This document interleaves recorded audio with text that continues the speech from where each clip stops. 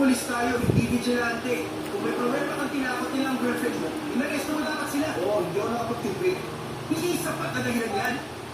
Masyado para sa simbahan at padalas na. Hindi ka tanggap-tanggap. Parang hindi ka polis. Mas masahol ka pa sa kriminal. Isa kang kahihiyan. Sa isa akong polis at pinaduwag ako ipagtanggol ng mga naagabyado ng kriminal. Doon ako magiging isang kahihiyan. Nagyayabang ka lang sa mga tao na ikaw nagpakulong kay Mr. Go. Hindi ba? Ano sasabihin niyo sa mga sabihin ko? Wala problema. Magre-resign ako.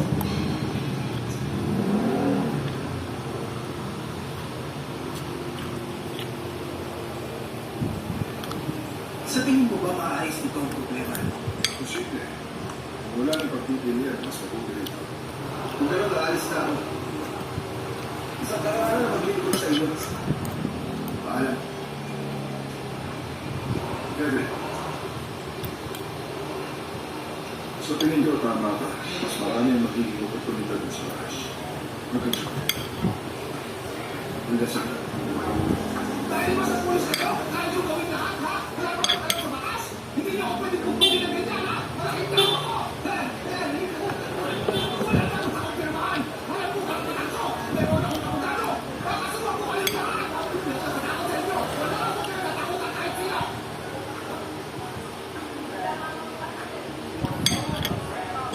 Ano? Ano? Nakita niyo lang, ha?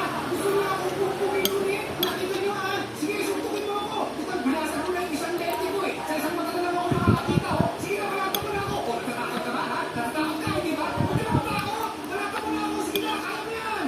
Ha? Ano? Ha? Sige, malata mo ako! Kaya mo yan! Malata mo ako! Sige! Ha? Sige! Ha?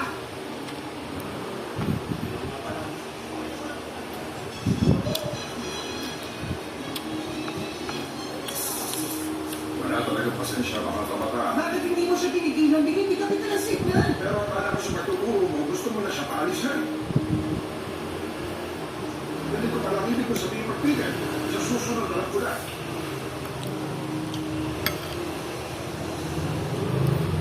Kevin, anong problema? Ayaw mo ako maging detective, tama ba? Gusto ko. Alam mo naman pinagmamalaki kita. Parang wala ka naman dapat ipagmalaki. Ikaw lang ang meron ako at mga kaaway. Yan na nga eh. Ibig sabihin ng mahusay kasi ginagawa mo. Kung wala kaaway ang mga polis, ibig sabihin lang yun. Wala silang mahuhuling kriminal eh, di ba? Pinututunayan lang nun, matapang ka. Kasi nag-tweet na ako kanina. Bakit na? Talaga? Disappointed ka ba? Pagod ka talaga? Oo nga, nag-tweet na ako.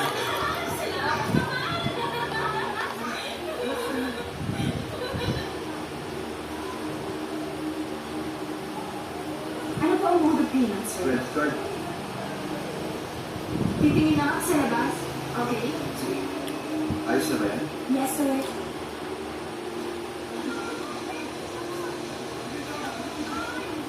Eto na po, sir. Mag-enjoy po kayo. Salamat, bye. Alam mo, Kevin, excited na talaga ako. Ano kayong mga damit ang dapat kong dalhin? Sa Bali, hindi na kailangan ng gabi. Huwag mo naman ako niloloko. Excited na ako makapunta ulit doon. Sana lang, hindi sa kayo gagawin yung isip. Hindi naman siguro mangyayari yun. Nabibiro mo lang ako. Wala na naman ako magagawa. Nakapagbayad na ako eh. Oo! Kevin, what's that? Kumusta? Ayos lang, ikaw. Walang Hindi mo siya punta. okay Ben. Natatanggap na namin ng tawag. Bomb threat. Dito sa arcade? Ano ba dapat gawin? Pwede mo ba kami tumuloy?